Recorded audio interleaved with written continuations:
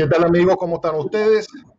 Les damos la bienvenida a este primer programa del ciclo 2021 de Diálogo Sur. Hemos vuelto tras una larga pausa, producto especialmente de la pandemia, como ya es de público conocimiento, todos los problemas que ha tenido el país, el mundo y nuestra región y nuestra ciudad, sin lugar a dudas, han afectado el normal funcionamiento de distintas actividades. Pero queremos estar de vuelta en el análisis, en la conversación, en el diálogo de nuestra contingencia, de nuestra historia, de nuestro presente y de los desafíos que tenemos al futuro. Hubo elecciones de constituyentes, municipales, de concejales de cada comuna. Tenemos muchas noticias relacionadas con la pandemia, con el manejo, con el proceso de vacunación y con la preparación también de las próximas elecciones parlamentarias. Están ahora las segundas vueltas de las regiones en donde no hubo un ganador claro en cuanto a gobernador regional. Otra elección también histórica y muy importante y muy anhelada, especialmente por regiones como Magallanes, en donde el regionalismo ha sido un anhelo muy querido, muy sentido. Vamos a conversar en este primer bloque y como nuestro panelista estable con el ex consejero regional y ex presidente del CORE, don Alejandro Kusanovich. ¿Qué tal Alejandro? ¿Cómo estás?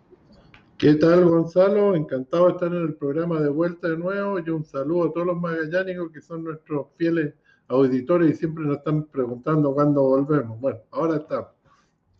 Eso es cierto, y agradecemos también a la gente que nos ha preguntado y nos ha pedido que volvamos, que sin lugar a duda hay otros espacios de análisis y de conversación, pero en estos casos y en estos tiempos yo creo que poder analizar y dialogar no daña, todo lo contrario, es lo que necesitamos. Se están viviendo tiempos, momentos políticos, económicos y sociales, no solo en Chile, sino a nivel mundial, bastante importantes. Hay un gran revuelo y yo diría que todo cruzado por el tema y los problemas de la pandemia del COVID-19. Y sin embargo también tenemos algunas cosas que son más locales. Ha habido una pelea en donde Alejandro Kusanovich ha estado directamente involucrado, que tiene que ver con este proyecto de la vía elevada que quería instalarse a un costo, si mal no recuerdo, 23.000 millones de pesos. Alejandro nos va a corregir si no es así. Y que finalmente las autoridades del Ministerio de Obras Públicas han señalado que no se va a hacer y se va a tener una opción mucho más económica, más simple. Se habla de instalar semáforos, una intersección que ha dejado una gran cantidad de accidentes y de víctimas fatales. Alejandro, cuéntanos qué sabes tú de esto. Oye, bueno, yo siempre he alegado, no por el tema este de hacer cosas modernas, sino el tema es que es una pésima solución del punto de vista de ingeniería. Este sector del cruce es de pura arena y es como construir un edificio en la arena, va a salir carísimo. De hecho, en la última, cuando la primera opción no quiso aceptar la obra y llegaron a la segunda, que tampoco creo que iban a la tercera, ya iban como en 26.000 millones o más. La verdad que era una obra que iba a salir del orden de 30.000 millones y era una locura porque el hospital, para que la gente tome magnitud, de la cifra del hospital costó 50.000 millones, entonces es una irresponsabilidad. Lo que yo lamento es que nos demoremos tanto en solucionar este problema y tantos accidentes que han tenido que haber. Yo creo que deben haber habido más de un cincuentenar de accidentes o más todavía, porque yo no tengo la estadística en ese lugar, y que se podría haber solucionado primero poniendo unos lomos de toro como esos lomos que colocaron en la costanera, que a mi modo de ver están fuera de norma porque son peligrosos, pero bueno, para que la gente que viene de afuera reduzca la velocidad y le dé opción al que quiere cruzar transversalmente a tener opción de cruzar. Y este es un tema esencial. Este tema se podría haber solucionado con una rotonda de 100 metros que más o menos calza en lo que hay hoy en día, y la rotonda te frena la velocidad y hace que todos tengan la misma oportunidad de ingresar al cruce. Hoy en día hay que mirar que el diseño que está hoy en día funcionando lo hizo el MOB y los camiones doblan sobre la vereda. Digamos.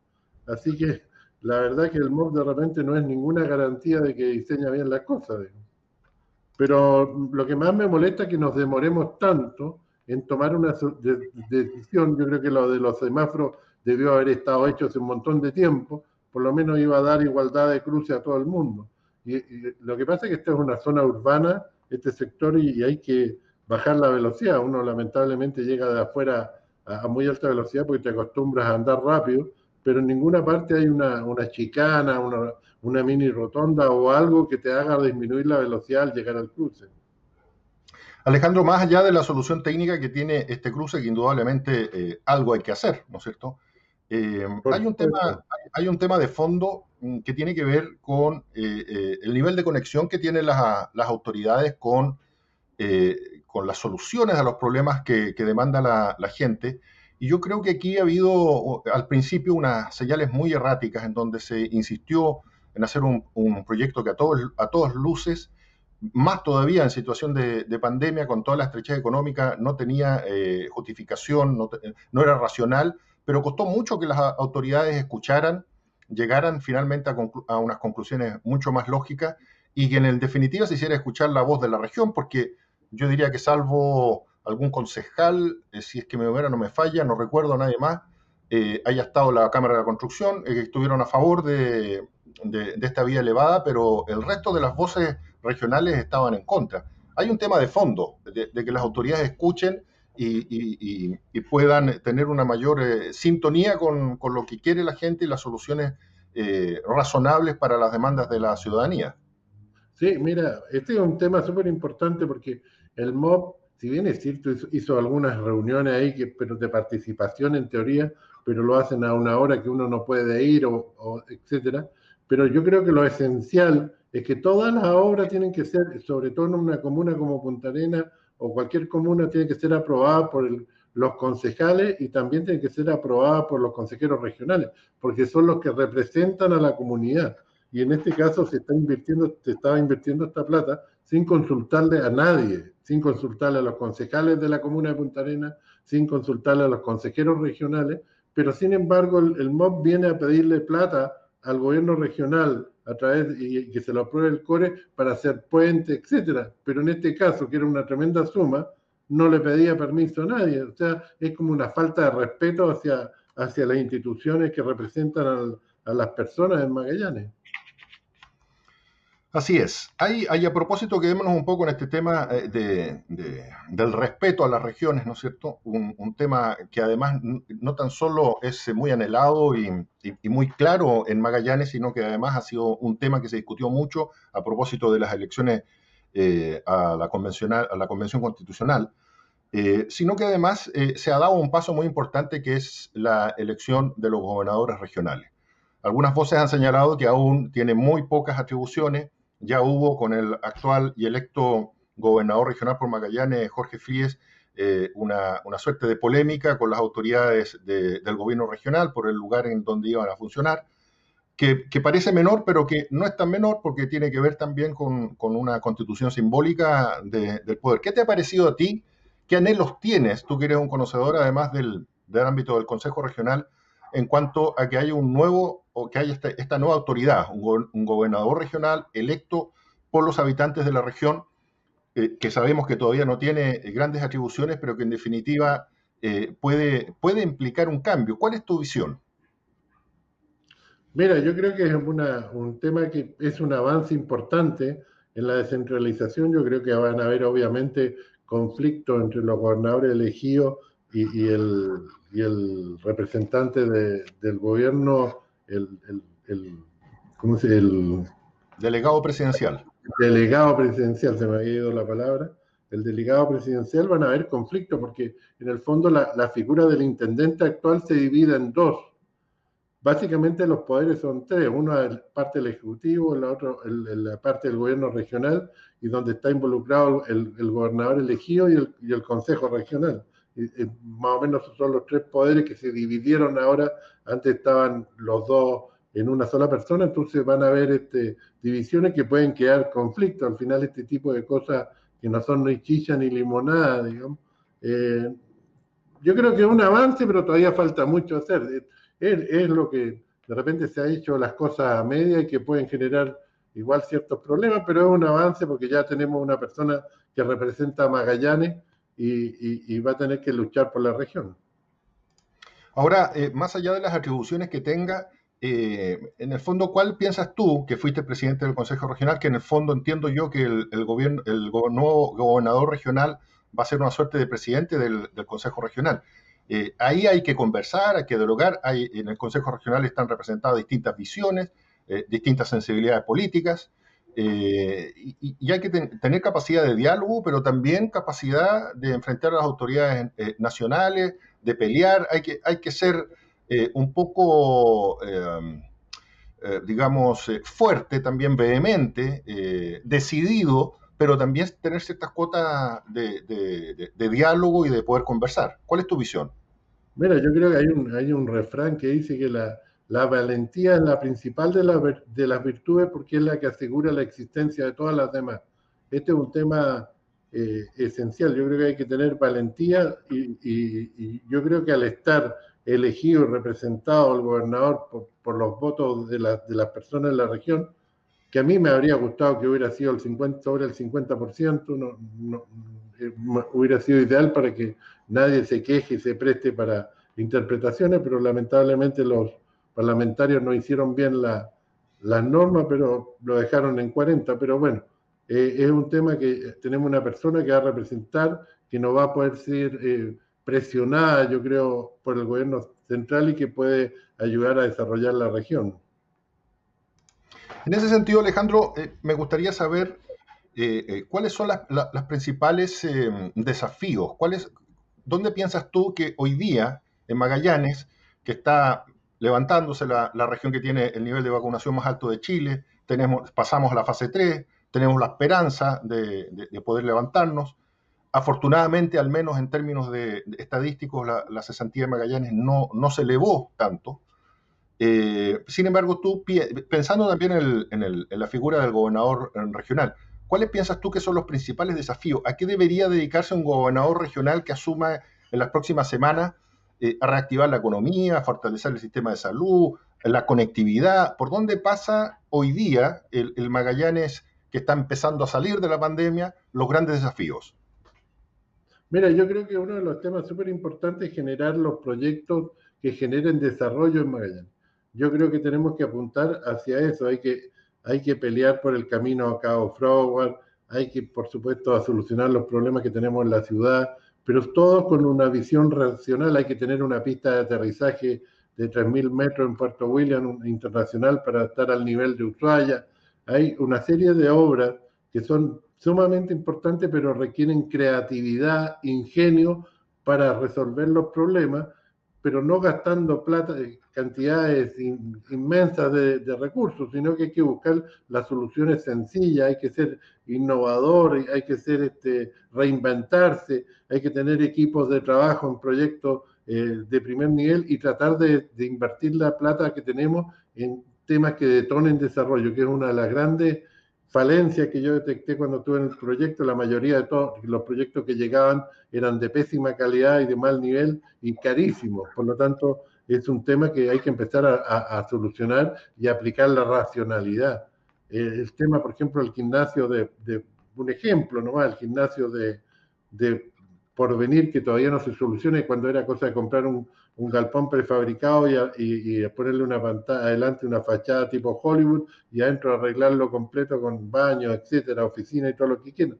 Era un tema que yo lo coticé y solamente el galpón el año pasado salía alrededor de 300 millones aproximadamente construir por metro cuadrado. 300, perdón, 1.000 pesos por metro cuadrado, más toda la inversión que había que hacer interiormente. Alejandro, me gustaría también que pudiéramos conversar y analizar qué te ha parecido el manejo de la pandemia. Obviamente que Magallanes no es una excepción, hemos tenido estar insertos en el plan paso a paso y han sido las medidas similares a las que se han tomado en el resto del país. No obstante, y para variar, Magallanes ha sido contracíclico. Cuando en la zona central estaban con los casos más bajos, más tranquilos, nosotros estábamos disparados y a la inversa. Eh, ¿Te parece a ti que las cuarentenas, el confinamiento sigue dando resultados? Hay que innovar, hay que buscar otras soluciones, hay que hacer una campaña de vacunación más rápida y más masiva aún. ¿Por dónde pasa hoy día la posibilidad de que Magallanes empiece a normalizar un poco? Mira, yo creo que nosotros cuando estuvimos en el CORE le dimos prioridad a reforzar los proyectos de equipo y todo tipo de ayuda al servicio de salud y al hospital regional para ayudar a controlar este tema. Pero uno de los temas que faltó trabajo y que lo advertí varias veces, el tema de la publicidad. Yo creo que debió haber una campaña publicitaria en Chile y en Magallanes mucho más efectiva a través de los medios de comunicación y explicando la gravedad, porque esto tiene que ver con las personas, con el comportamiento, con cuidarse, eh, siempre estar tomando precauciones, eso es esencial, por eso ahora aprovecho a hacer un llamado también a que nos cuidemos, sino porque las cosas están mejorando, significa que nos tenemos que relajar, acá hay que cuidarse y tener amplio cuidado con estos temas. Sin lugar a dudas. Vamos a hacer una muy breve pausa y enseguida vamos a seguir aquí en Diálogo Sur conversando y analizando los temas que nos interesan a los magallánicos. Espérenos. Somos una región bañada por el mar. Allí está nuestra riqueza, nuestra historia, nuestro presente y nuestro futuro. La Asociación de Armadores de Magallanes, integrada por 10 empresas con presencia en la zona austral de Chile, representa una flota compuesta por más de 40 embarcaciones mayores y menores, las que realizan la conectividad de carga y pasajeros en la Patagonia chilena. Generamos 2.000 puestos de trabajo directo y otros 2.000 indirectos, representando el 3% de la población regional. Somos conectividad marítima, turismo marítimo y logística acuícola. Somos Armag y estamos comprometidos con nuestra región. Desde los Estados Unidos, tienda Dickies, en Zona Franca, recibió el vestuario para la helada estación invernal de Magallanes, destacando un nuevo producto, las primeras capas, un artículo térmico que le aísla del frío y abriga. También en Dickies hay parcas, buzos térmicos, casacas, chalecos, pantalones y buenísimos zapatos de seguridad, botas y botines, todo terreno. En Dickies, siempre uniformes clínicos en variedad de tallas y colores para el abnegado personal que trabaja por nuestra salud. En la avenida principal de la zona austral está Dickies, el vestir insuperable. Manzana 4A, local 1. Vamos a seguir entonces con Diálogo Sur. En este segundo bloque se ha incorporado Carlos Estrada, usted lo conoce, es presidente de la Asociación Gremial de Transporte de Punta Arenas. ¿Cómo estás, Carlos? ¿Cómo te ha ido? Bienvenido al programa. Gonzalo, muy bien, gracias. Aquí estamos listos y dispuestos. Muy bien, pues tenemos Hola, hola Carlos, ¿cómo estás? Gusto saludarte.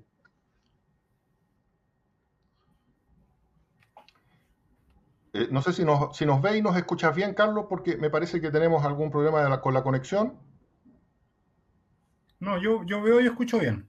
Perfecto. Muy bien. Entonces, vamos a lo que nos convoca. Ha sido estos últimos meses también producto de la pandemia, de toda la situación que hemos tenido sanitaria. Hubo protestas de los camioneros, problemas de conectividad en Argentina, retrasos e incluso preocupación por el abastecimiento que podría tener la región. ¿Cuáles son los principales temas que hoy día están preocupando a los transportistas que tú representas, Carlos? Bueno, nosotros venimos saliendo de una crisis que ya parece olvidada porque en su momento generó muchas horas de prensa, que hoy día está solucionado, que lamentablemente es un problema que está muy ajeno a nuestras manos, incluso a las manos de nuestra autoridad, son los conflictos sociales que están en Argentina, que al igual que en nuestro país parece que van a continuar y no hay ninguna seña de que disminuyan, muy por el contrario. Esto no está en manos nuestras, ni mucho menos en nuestra autoridad en solucionarlo, así es que lo que nos corresponde a nosotros como país es buscar una alternativa vía Chile. Esta alternativa, dentro de lo que se pensó y se probó en el momento de crisis de corte de ruta en Argentina, fue destinar transbordadores en Quellón, al sur de la isla de Chiloé, para poder subir los camiones en la isla y navegar 12 horas hasta llegar a Puerto Cisne.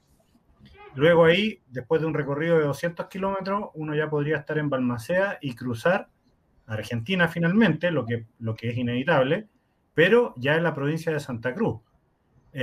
Provincia con la cual tenemos un vínculo mucho mayor que con las otras tres que tenemos que recorrer para llegar Cardenal Zamorea, Osorno, y por lo tanto esa es la opción que las autoridades debieran reforzar de manera tal de resguardar la comunicación a través de nuestro territorio, que es el territorio por el cual nuestras autoridades tienen injerencia, no sobre Argentina.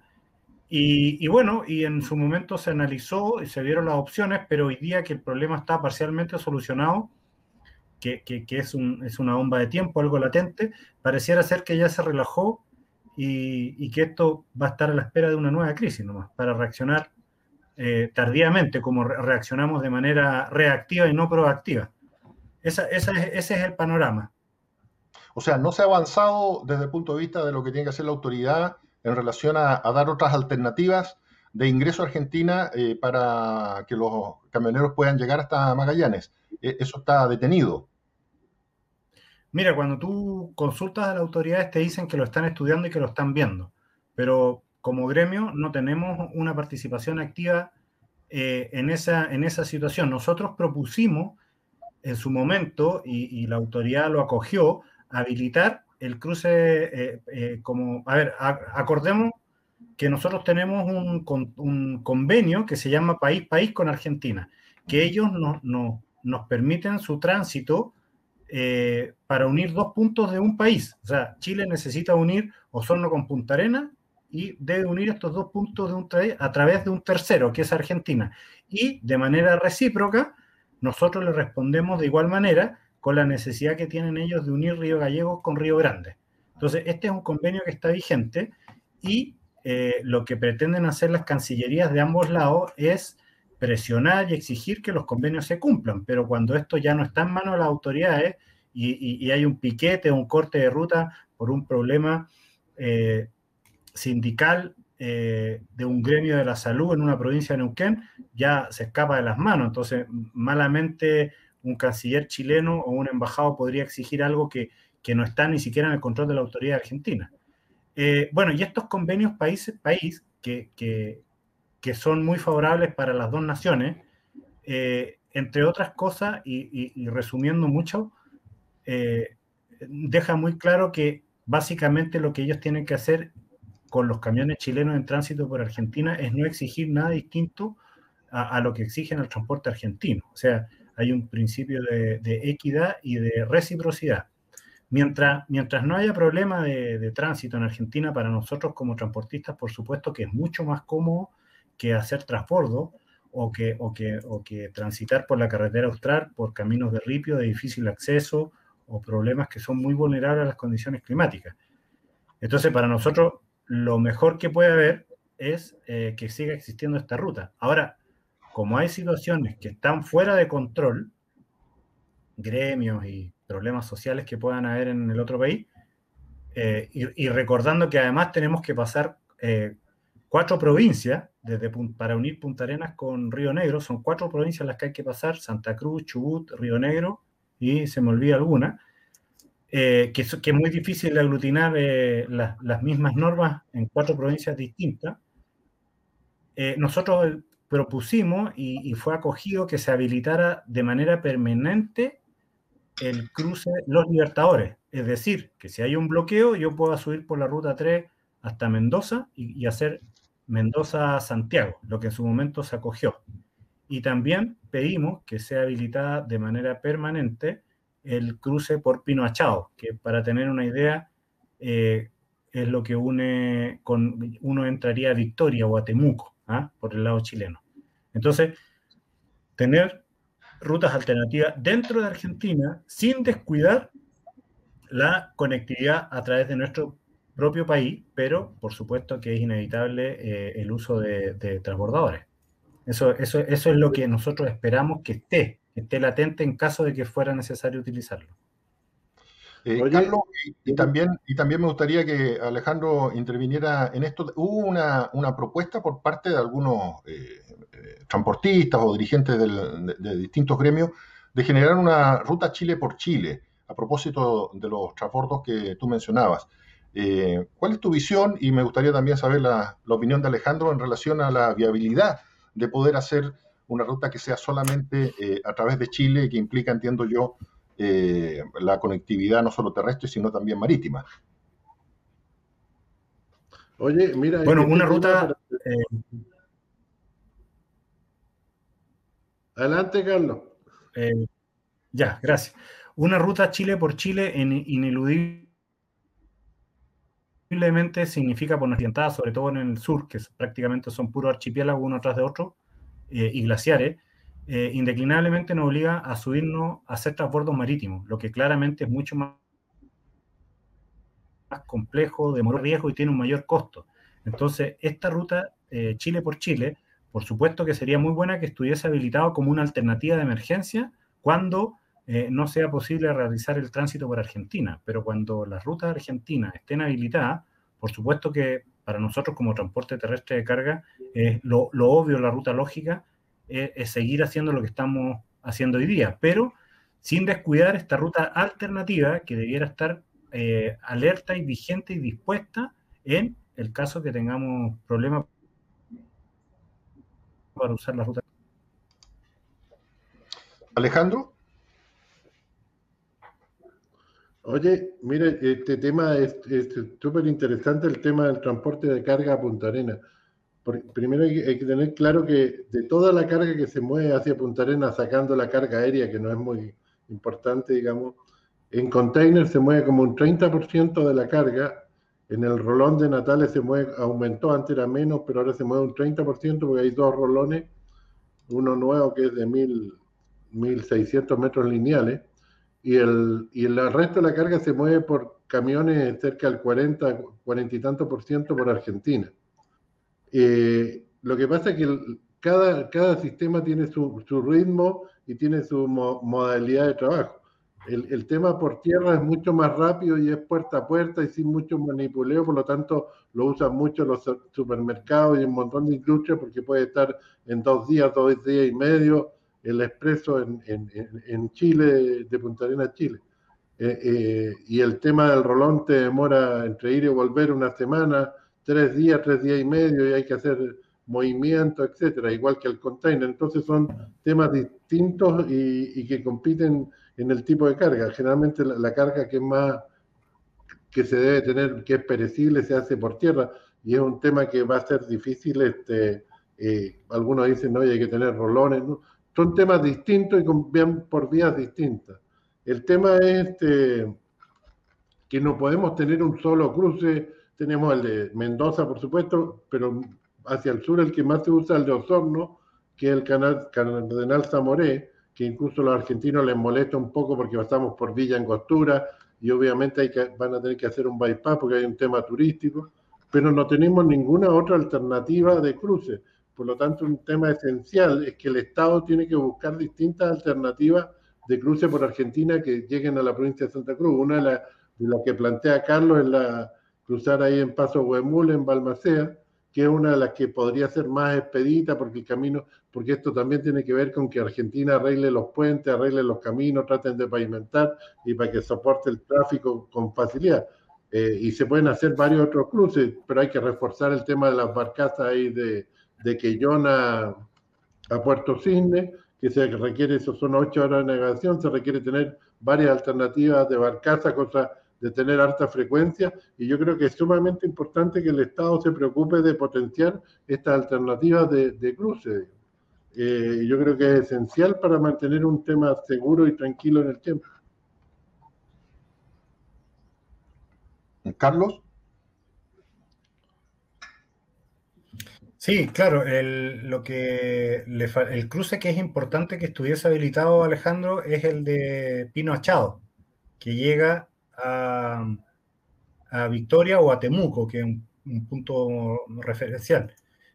Como tú muy bien dices, la verdad que hay una antipatía al transporte chileno justamente por este pueblito, que es un pueblito turístico, por decir algo parecido a Pucón, y lamentablemente los camiones cruzan por la principal arteria de este pueblo. Entonces, la verdad que hay que reconocer que es un trastorno negativo a la actividad del turismo de este pueblo. Entonces, algo que está conversado es de manera de tratar de dar algo, y no solo pedir a los argentinos, es que la carga que no va a Puerto Montt, que va con destino a Santiago, tener como cruce definitivo Pino Achao y no pasar por Cardenal Zamoré, y con esto dar un oxígeno, y en vez de que pasen 80 camiones diarios, que pasen 30, ¿no? Como una manera de dar un poco de oxígeno y de descongestionar este paso que lamentablemente, como bien dice Alejandro, debería haberse habilitado un bypass, pero hoy día las condiciones de inversión en obras públicas en Argentina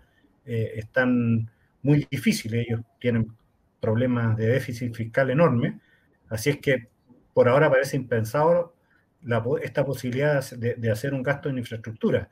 Entonces, lo Pero que Pino nosotros, Achado lo que tiene hoy día, particularmente... perdón Carlos, Pino Achado tiene hoy día la infraestructura vial, ¿no es cierto?, y fronteriza como para que sea una opción. Sí, de hecho Pino Achao se usa porque, por ejemplo, la provincia de Río Negro tiene inhabilitado el paso de algunos salmones que no tienen un certificado. Entonces, todo este producto que va a Puerto Montt debe necesariamente cruzar por Pino Achao. O sea, es un cruce que se está utilizando.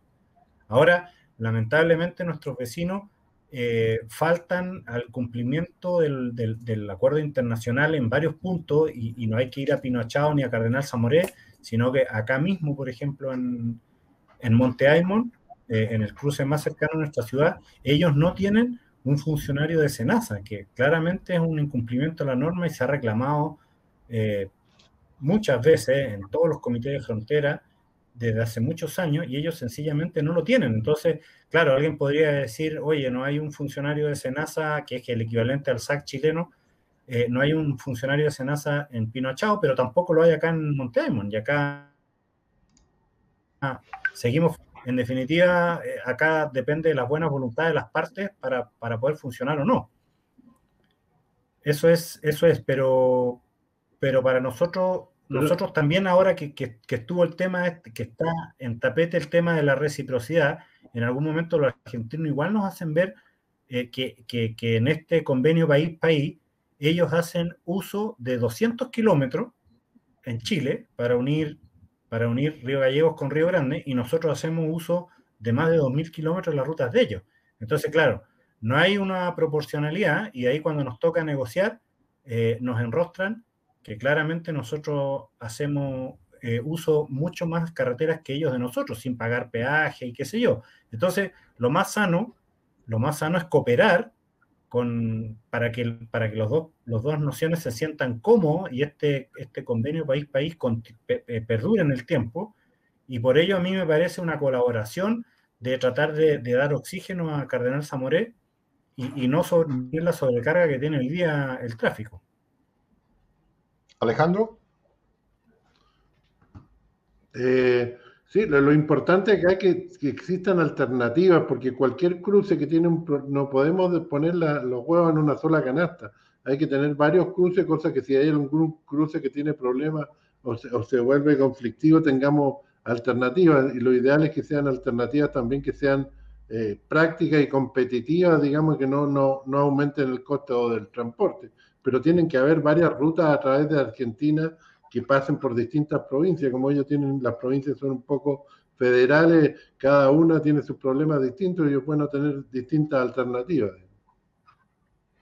Oye, a propósito, perdón Carlos, adelante. Sí, hay algo muy importante que lo está pensando, que no se toma el tema de Nadimac.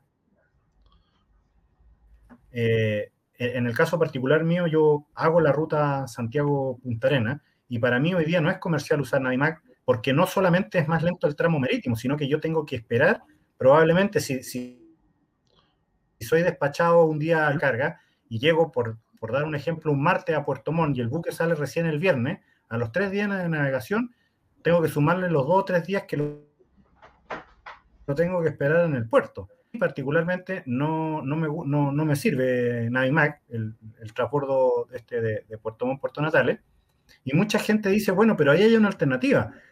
Ahí hay un rol que el Estado abandonó. El Estado dejó esta ruta, que ese fue el origen de esto, fue cuando tuvimos un casi conflicto el año 78 con Argentina. Fue ahí cuando el Estado vio la necesidad de tener una ruta alternativa por por territorio propio, y fue ahí que se estableció esta ruta que desde un principio la tiene Navimac, en un principio con un control estatal bastante importante y con una subvención potente. Pero hoy en día esa subvención es marginal, la verdad que esa subvención es para que se detenga en Puerto Edén, no es más... y esto está en manos de privados, entonces nosotros no debiéramos exigir al Estado y que ellos negocien con Navimac o que pongan un segundo transbordador, pero no es exigible a una empresa privada que se haga acá de todos los chilenos. Pero no quiero dejarlo mencionar porque siempre sale el tema, pareciera ser como la ruta, la primera alternativa a Navimac, pero y es el Estado el que debería negociar con ellos un par de metros lineales en caso de repetirse las crisis que acabamos de tener. Sí, hoy en día en Navimac tiene 2 rolones funcionando, por eso subieron de un 20 a un 30% de movimiento, pero el problema es otro, que siempre va a ser un tema discreto, no es continuo el movimiento, siempre te va a salir 2 veces a la semana, el rolón no va a salir todos los días, o 2 veces al día, que tendríamos que tener como 14 rolones para salir 2 veces al día, o 7 rolones para salir. El tema de la continuidad que dices tú, no es un tema que no te lo soluciona el rolón y que sí lo soluciona el camión, digamos. Por eso nunca el rolón va a reemplazar al camión por tierra. Claro, además de que ese aumento de carga que tú mencionas, no tengo el dato duro, pero no me cabe la menor duda que es alimento salmón. Por supuesto. O sea, no es que estén trayendo más carga. Claro. Bueno, tenemos... que por lo demás, entiendo yo que el tramo de Navimac es un tramo único en el mundo, un rolón con carga en su interior de navegación de 3 días. Tengo entendido que es el circuito de rolón más largo del mundo. No sé si tú, Alejandro, que estás más en el tema, has escuchado algo de eso, pero es una ruta, entiendo, muy particular. No sé, no tengo la comparación con la otra ruta en el mundo, pero es una ruta larga, digamos, son 3 días de navegación, y una de las cosas que se podría cortar es el tema de a 40 horas con el viaje que se hace de Puerto Natales, que está subsidiado con un contrato con el Estado, y llega a Puerto Yungay, que es el fin de la carretera austral, pero eso requiere tener una carretera austral pavimentada y con el tráfico ideada para tráfico pesado, que es uno de los temas que falta pulir, digamos. Que podríamos tener, qué sé yo, 3, 4 ferries que salgan día por medio, casi todos los días yo creo que con 4 ferries podría estar saliendo uno diario hacia Yungay, pero son viajes todavía de 40 horas, serían más rápidos, sí, pero requerirían subsidios del Estado. Oye, y a propósito de este tema tan importante que es la conectividad de estas zonas aisladas, yo creo que también de alguna u otra forma podría llegar a incidir, ¿no es cierto?, sobre todo en el transporte terrestre, esta iniciativa que hay y que se está discutiendo hoy día en el país, de la posibilidad de eliminar el impuesto específico al diésel. Esto se ha manifestado, algunas voces han dicho que esto sería muy beneficioso para disminuir los costos de transporte y eventualmente bajaran el costo de venta de los insumos básicos. Sin embargo, otras voces han señalado de que en épocas de pandemia el Estado necesita estos recursos para justamente ir en ayuda de la gente que más lo necesita. ¿Cuál es la visión desde el punto de vista del gremio del transporte, Carlos, en relación a esta iniciativa, a esta idea que hay de eliminar este impuesto que, dicho sea de paso, fue establecido en 1985, si mi memoria no me falla, producto del terremoto y con el propósito de reconstruir el país y no como un impuesto que se iba a mantener? Mira, Alejandro, para mí sería muy fácil, mucho más popular decir que ojalá que nos quiten el impuesto y con esto bajar los costos, pero tratando de hacer una propuesta seria, un análisis franco, tan escaso estos días en el mundo político, yo hice una pequeña preparación de este tema y la verdad es que la recaudación por impuesto específico de combustible es tan importante para el que la verdad que me parece imposible pensar en disminuirlo. Hoy día la recaudación por este impuesto del total de la recaudación fiscal representa un poquito más del 5% del presupuesto nacional anual. Cuando hay tantos requerimientos de mejorar la salud, la educación, la seguridad en el país y tantas necesidades, pensar en disminuir la recaudación fiscal hoy día, la verdad es que me parece poco responsable siquiera plantearlo. Yo estuve buscando, la verdad que es algo técnico, no está tan accesible, pero el año 2019, por ejemplo, solo por este concepto, se recaudaron casi 2.800 millones de dólares el año 2019. Entonces, ese día me parece que Chile no podría prescindir. Ahora, lo que sí es interesante y que sí se podría analizar, que un 80% de la recaudación del impuesto específico es de las gasolinas, de los vehículos de uso particular. Solamente el 20% de la recaudación viene del combustible diésel y particularmente las empresas de transporte tienen un por tramo según su nivel de facturación, y los vehículos que consumen combustible diésel, que no circulan por carreteras como aviones, buques, tractores, maquinaria agrícola, tampoco pagan este impuesto específico. Entonces, bien interesante hacer el análisis, que la gran recaudación hoy día la paga el ciudadano de a pie, no la empresa de transporte. Casi un 80% de la recaudación específico viene del pago de benzina. A su vez, el impuesto específico de la benzina es 4 veces superior al impuesto específico del combustible diésel, sin considerar el descuento por tramo que hace la empresa de transporte. Puede sonar un poco complejo, pero en el fondo los 2.800 millones por impuesto específico, el 80% de ese monto proviene de la señora Juanita, del auto particular, no de la empresa de transporte. Entonces, en resumen, acá hay dos cosas fundamentales. Los montos que recauda este impuesto son sumamente importantes para el presupuesto nacional, representan un 5% de la recaudación fiscal, y retirarlo significaría un perjuicio estatal a la recaudación estatal increíble, que yo creo que hoy día no podríamos reemplazar con nada más que con otro impuesto. Entonces es un poco desvestir un santo para vestir. Y lo otro, así como para que sea más entendible, de lo que recauda el impuesto específico, el 80% los pagan las personas, no las empresas. El 80% del específico que recauda el fisco hoy día es de la benzina, particularmente la benzina 93. Eso es lo que le da sustento al impuesto. Alejandro, ¿cuál es tu visión sobre la posibilidad de eliminar el impuesto específico? Oye, mira, un poco complementando lo que dice Carlos, que es bueno entender este tema porque, claro, a todos nos dicen eliminemos el impuesto. Yo feliz que lo eliminemos, pero igual que escuchaba por ahí que los empresarios no quieren eliminarlo, nada que ver. Acá hay un tema, mira, por el tema del impuesto, que es la ley esta de 1986 para reconstruir los caminos, por eso los barcos, la maquinaria de construcción agrícola y los aviones no pagan este impuesto, pero lo que dice Carlos es importante porque el mayor impuesto, que es un impuesto por metro cúbico de combustible, es como de 6 UTM para el caso, por cada metro cúbico para el caso de las bencinas y 1,5 para el petróleo diésel. Por eso es mucho más impactante la benzina de los autos particulares. Pero acá hay un tema que hay que tener claro.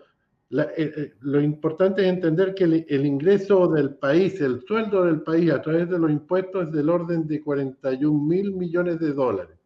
De estos 41.000 millones de dólares, casi la mitad, 48, 49%, es por el IVA, del 19% que pagamos cada vez que vamos a comprar algo, se recauda un 19.000 millones de dólares producto de esto, y lo que se recauda por el tema de las bencinas, el impuesto específico del combustible, es del orden de 2.000 millones de dólares. Esto querría decir que es sumamente importante porque, como decía Carlos, es cerca de un 5% del sueldo del país, del ingreso del país, estos 2.000 millones de dólares. Por lo tanto, tienen que ser reemplazados por algo, porque a no ser que el Estado se vuelva eficiente, que yo lo veo muy difícil y nos ahorremos estos 2.000 millones de dólares, está claro que de alguna parte hay que sacar estos 2.000 millones que si queremos eliminarlos. Yo creo que todos estos impuestos que hay, que al final son unos impuestos que ya ni siquiera es para el tema de las carreteras, porque las carreteras están concesionadas, ya se utiliza en otro tipo de cosas, se utilizará en la salud, en otro tipo de obras, pero es un tema que estos 2.000 millones de dólares de ingresos se tienen que reemplazar por algo. Y esto equivaldría, si estandarizamos este tema y subimos el IVA, equivaldría a subir el IVA en 2 puntos, es decir, de 19 a 21. No te olvides que por cada punto del IVA recaudamos 1.000 millones de dólares. Por lo tanto, sería como eliminar esto y subir el IVA en 2 puntos a un 21%. No sé, yo creo que me parece irracional tener este impuesto en los combustibles y debería generarse este ingreso para el país a través de otros sistemas. Oye, ya a propósito de estas ideas, sí, me gustaría poder también conocer la visión de ustedes de discusiones que son más bien nacionales, que tienen que ver, y a propósito de platas, por ejemplo, ha surgido esta idea, por un lado, de nacionalizar los fondos de las AFP, y por otro lado, también de retirar el 100%, permitir que toda la gente que tiene fondos provisionales los puedan retirar el 100%. Es una situación de país que, a propósito del levantamiento que hubo, del levantamiento social, ¿no es cierto? Y después de la situación de la pandemia, de la crisis, han surgido, y a propósito de esta nueva configuración del espectro político, ¿no es cierto?, donde hay fuerzas independientes, de centro izquierda mucho más empoderadas, han surgido una serie de iniciativas, de ideas, y en el marco de eso mismo está también la discusión de eliminar el impuesto específico a los combustibles, de cómo financiar las necesidades sociales, pero también este otro temor que hay de otro sector de decir, bueno, estos casi 200.000 millones de dólares que hay en las AFP no pueden quedar al libre arbitrio de nuevas autoridades que no quieren mantener este sistema, quieren utilizar esos fondos tal vez para otras necesidades. Me gustaría saber entonces cuál es la visión que tienen ustedes y la opinión que tienen, porque en definitiva el mundo del emprendimiento es un mundo que se mueve mucho mejor cuando hay certezas, porque el emprendimiento de por sí es una actividad incierta, ¿no es cierto? Cuando alguien invierte, es una empresa, pone un kiosco, un restaurante, lo que fuera, está haciendo una apuesta, muchas veces en deuda, y por lo tanto necesita reglas del juego claras y necesita certezas para que esas actividades se puedan desarrollar. Sin embargo, lo que uno percibe a nivel de la discusión nacional es una serie de medidas, de ideas, que lo que generan incerteza, ni que hablar como están hoy día las bolsas, la bolsa en Chile, ¿no es cierto?, que está expresando un gran nivel de incertidumbre. ¿Cuál es la visión que tienen ustedes sobre esta situación, Carlos? Mira, la pregunta debiera tener una respuesta técnica y yo no la tengo, pero bueno, formo parte de nadie está ajeno a esta problemática y yo tengo impresiones de esto. Yo creo que claramente esto obedece a un problema que sobrepasa lo técnico y aborda lo ideológico. A mí me parece mucho más que esto va por destruir sistemas, por ser luchas de trinchera, más que el beneficio que puedan entregar. Yo tengo como cualquier ciudadano, digamos, si yo pudiera, así como ya retiré el 10% en las 3 oportunidades que fue posible hacerlo, y si existiera la posibilidad de retirar el resto y llegar al 100%, también lo haría. Pero no creo que sea un beneficio para la población en general. No creo que sea prudente. En mi caso, yo creo que si dispondría del total de dinero que tengo en esta reserva, yo podría hacerla general y probablemente obtener un beneficio superior al de una eventual jubilación. ¿Ah? Eso es lo que yo creo en mi caso particular. Pero en términos generales no me parece prudente. No me parece prudente desbaratar de esta manera el sistema. Es como que alguien estuviera en contra de las carreteras y proponga romper los caminos y minar los puentes y romper los puentes porque estoy en contra de la carretera. ¿Ah? Y uno podría estar en contra del peaje, pero no de la carretera, no destruir la carretera, por hacer una metáfora.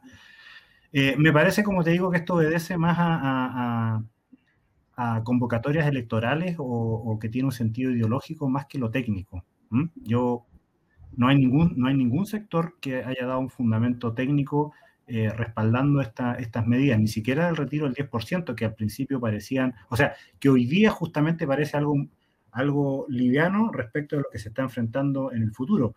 Ahora, si miramos nuestros vecinos y vemos la experiencia de Argentina, que finalmente estos fondos fueron secuestrados por el Estado y hoy día no están, claro, si yo tengo la posibilidad de retirar lo que me resta para enterar el 100%, lo voy a hacer, porque podría suponer que estos fondos podrían ser utilizados para cualquier cosa y que el día de mañana no van a estar.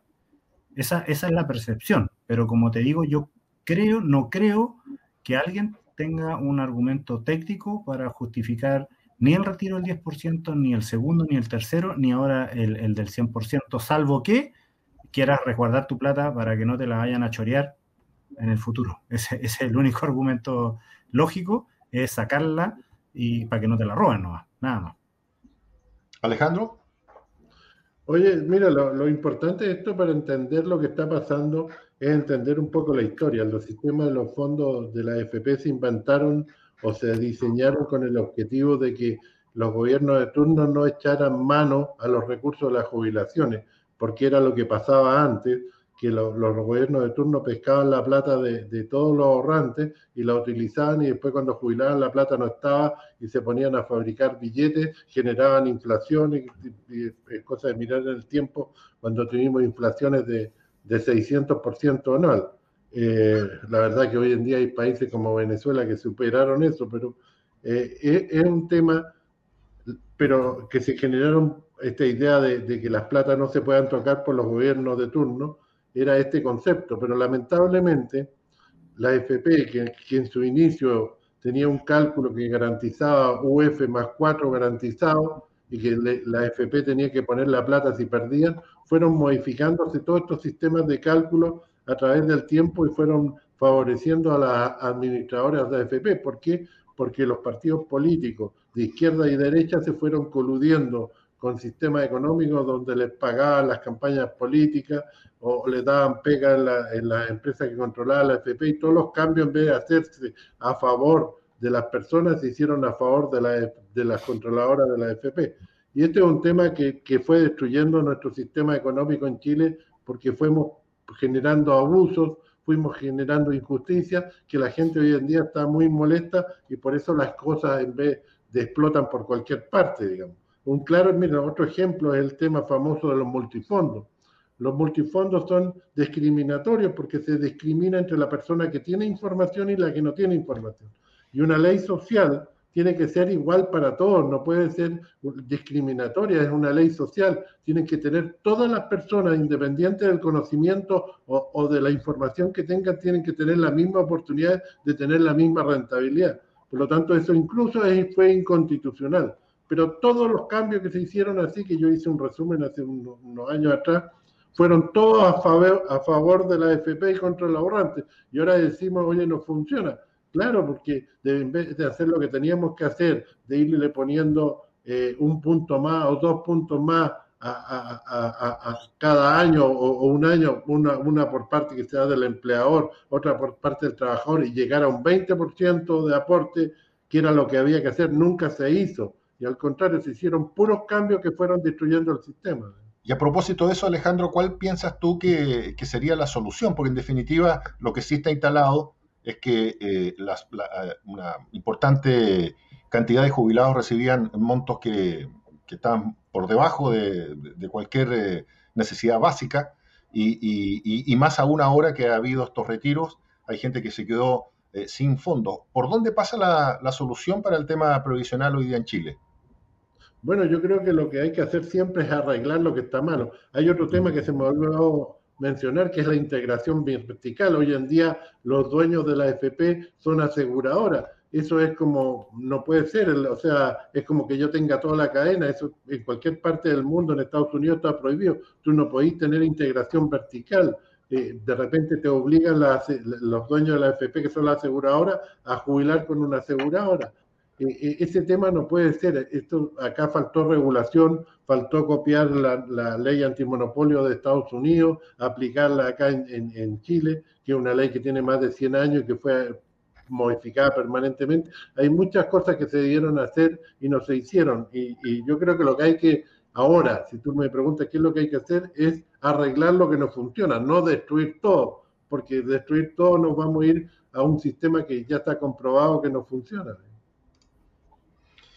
Difícil misión. Nos quedan 2 minutos de programa. Me gustaría, Carlos, también conocer tu visión en cuanto a estas expectativas que hay, y ya próximamente van a empezar a trabajar la Convención Constitucional, una nueva constitución. Hay mucha gente que cree que, o tiene la esperanza, el anhelo de que se van a resolver buena parte de los problemas que hay en Chile, las bajas pensiones, los problemas de acceso a la salud, a la educación.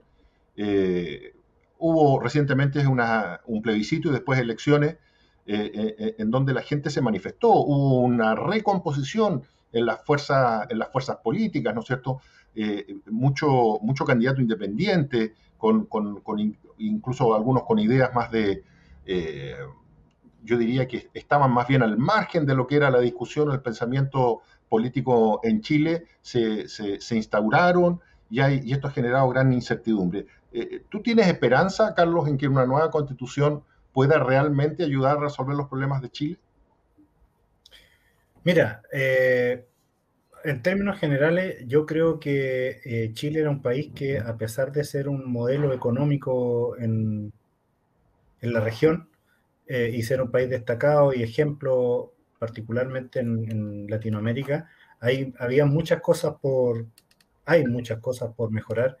Y si bien es cierto, la violencia de la que fuimos testigos a través del estallido social y todos los hechos que han venido sucediendo a partir de ahí y la misma, en los resultados electorales, todos nos llegan a decir, nadie podría estar hoy día ajeno y no reconocer que efectivamente teníamos un montón de problemas por solucionar.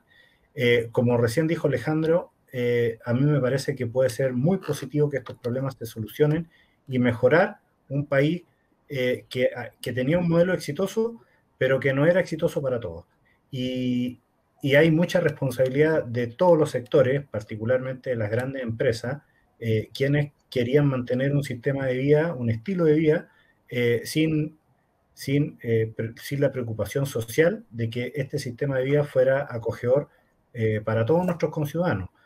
Por tanto, más allá de alguna conclusión política, primero reconocer que nuestro país, a pesar de ser un modelo muy exitoso, tiene mucho por mejorar y esperemos que estas cosas, que todo este remesón, que generalmente los cambios o las revoluciones son dolorosas y son difíciles, pero yo confío en que toda la gente que está acá está con un mismo ánimo, que es hacer de nuestra sociedad una sociedad mejor. No todos pensamos que el mismo camino, no tenemos esa idea en común. Algunos piensan que un camino es mejor que otro, pero yo supongo que las intenciones finales de todos los que participan en esto es tener una sociedad particularmente más justa, porque en términos macroeconómicos me parece que el país venía bastante bien. Y en ese contexto, yo creo que hay que ser optimista, seguir trabajando, los que estamos llamados a realizar la función empresarial, seguir invirtiendo, como siempre, tener optimismo y participar, dar la opinión, fortalecer los gremios, escuchar a nuestros trabajadores y bueno, tratar de recorrer un camino juntos. Insisto, Chile es un país exitoso, pero no para todos. Y yo creo que eso es lo que hay que corregir. Y respecto a la incertidumbre, efectivamente los cambios generan incertidumbre, pero bueno, trato de ser optimista, que creo que es el mejor camino, y esperar que las intenciones de todos nos lleven a un buen término. Alejandro, 30 segundos para tu opinión. Mira, la verdad que en Chile cada vez que algo no funciona hacemos una institución nueva o una nueva solución que tampoco va a funcionar porque no es el problema de la institución, de la norma, es el problema que no está funcionando el Estado de Chile. Y esto se va a repetir. Hoy en día el tema de la Constitución para mí pueden hacer 20 constituciones, pero mientras no cambiemos lo que está pasando en Chile, la corrupción, el amiguismo, las mafias que se han ido formando, las mafias políticas, etcétera, jamás va a cambiar nada, porque acá los políticos, lo que hicieron, los políticos tradicionales, lo que hicieron fue buscar una cortina de humo para tapar sus culpas que hicieron durante 30 años y que nos generaron las normas adecuadas para que funcionara el sistema libre en un tema de justicia, en un tema de equidad para todas las personas, y generaron abusos, y que la gente hoy en día está indignada, y cuando llegamos a este punto, la verdad que explota esta cosa por cualquier lado, menos por el lado que debería ser, y lamentablemente yo creo que la gente votó por el gobierno actual para que arregle estas cosas y no hicieron nada para arreglarlo. Esto pasó en Estados Unidos hace 100 años, y es típico que si no aparece un presidente que logre arreglar esto, las cosas pueden terminar muy mal. Muy bien, pues este fue nuestro primer capítulo de este ciclo 2021 de Diálogo Sur. Queremos agradecerle a Carlos Estrada, presidente de la Asociación Gremial de Transporte de Punta Arenas, por habernos acompañado, y al ex consejero regional y presidente del CORE, Alejandro Kusanovich. Nos vemos en una semana más. Cuídese.